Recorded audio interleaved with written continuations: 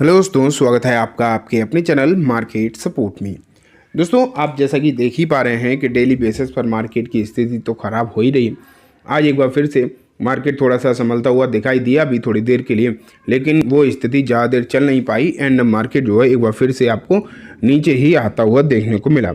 लेकिन अगर आप देखोगे तो जो सिचुएशन अभी मार्केट में आपको फ़िलहाल के समय पर नज़र आ रही है, जैसे कि आपने देखा ही है कि निफ्टी एक बार फिर से लाल निशान में ही क्लोज हुआ है।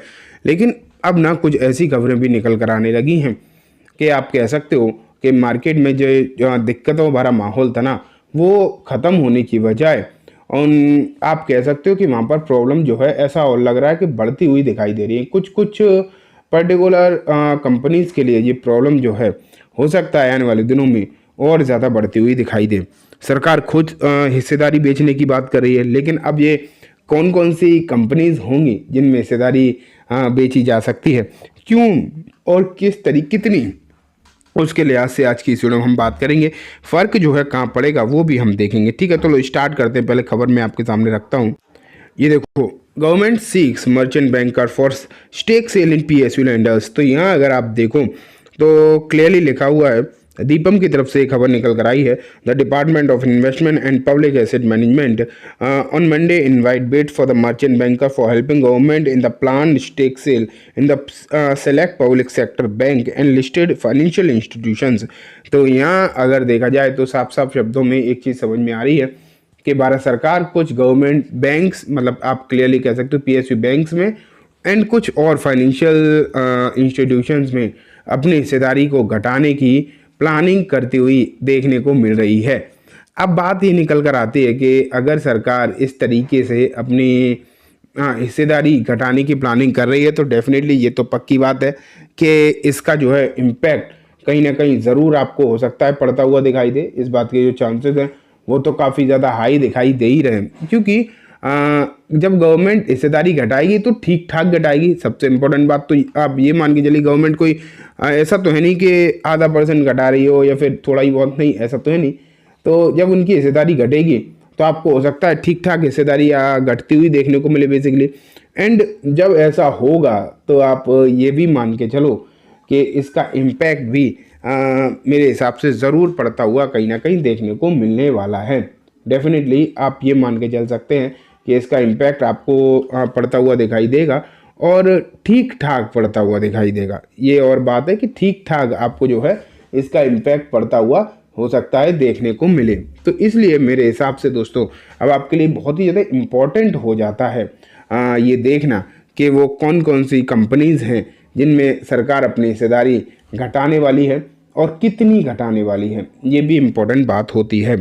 तो चलो यही देख लेते हैं।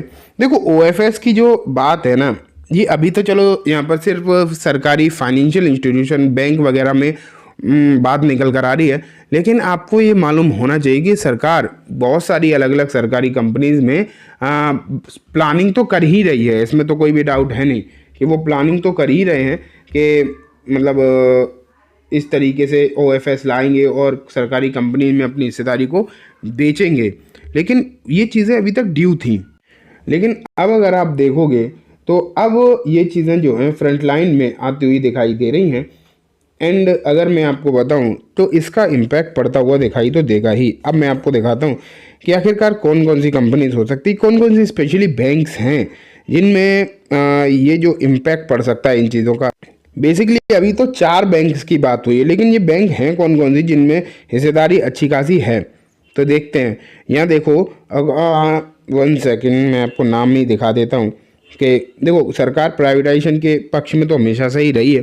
तो ये देखो आप, the government completely currently hold more than 90% stake in UCO Bank, Indian Overseas Bank, Central Bank, Punjab and Sindh Bank, and almost 80% in Bank of Maharashtra, thanks to frequent capital infusion in the wake of bad loan crisis. As far as the financial institution hold 86.36 stake in IRFC, 85.44% in New India Assurance, and 82.4% in General Insurance Corporation.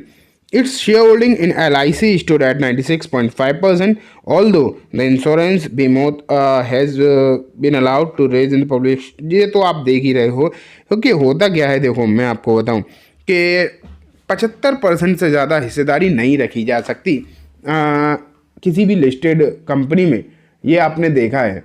लेकिन अब ना ये situation भी बनी हुई है कि सरकार को इन चीज़ों को बाध्य नहीं करती से भी, अगर चाहे तो कर सकती है, लेकिन सरकार के लिए किसी किसी चीज़ों में छूट मिल ही जाती है। तो अगर यहाँ पर आप देखें तो ये चीज़ें अब आपके सामने आ रही हैं कि ये जो कंपनीज़ हैं जिनमें हिस्सेदारी बहुत ज़्यादा है, बेसिकली जिनमें हिस्सेदारी आप देख रहे हैं भारी भरकम सरकार की 90% तक आप मान के चलिए। जब 90% तक की हिस्सेदारी आपको देखने को मिलेगी तो उसका इम्पैक्ट कहीं ना कहीं नज़र तो आएगा, बेसिकली आप ये मान के चलो कहीं ना कहीं देखने को तो मिलेगा ही उसका इम्पैक्ट। तो वही आप यहाँ पर फिलहाल देख पा रहे हो। एंड यहाँ पर ना एक कंपनी का नाम है IRFC, जिसमें लोग हमेशा से ही टेंशन में रहे हैं। उन्हें हमेशा से ही लगा है कि IRFC में आएगा, OFS आएगा।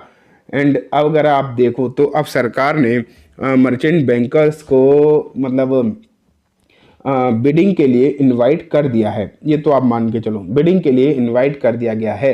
एंड जब बिडिंग के लिए इनवाइट कर ही दिया गया है तो उसका इम्पैक्ट में भी कहीं ना कहीं आपको देखने को मिले।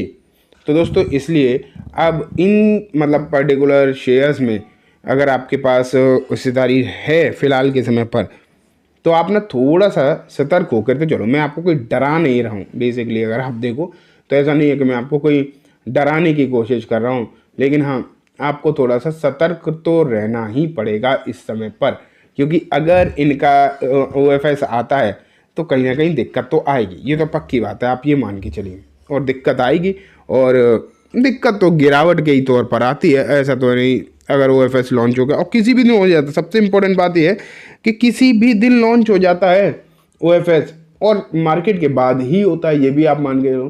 तो बेसिकली अगर देखोगे आप ना, तो इसका इम्पैक्ट जब पड़ेगा तो एक बड़ी गिरावट होती है। हालांकि लॉन्ग टर्म में इन चीज़ों का इम्पैक्ट इतना ज़्यादा नहीं रहता, लेकिन शॉर्ट टर्म में इम्पैक्ट हमेशा ही बना हुआ रहता है और दिक्कत भी रहती ही है। ठीक है, तो ये बात हो गई दोस्तों कंप्लीटली इन सभी शेयर्स के बारे में एंड इस रिपोर्ट के बारे में। उम्मीद है आपको सब कुछ अच्छे समझ भी आ गया होगा। अब मैं इस वीडियो को यहीं ख़त्म करूँगा।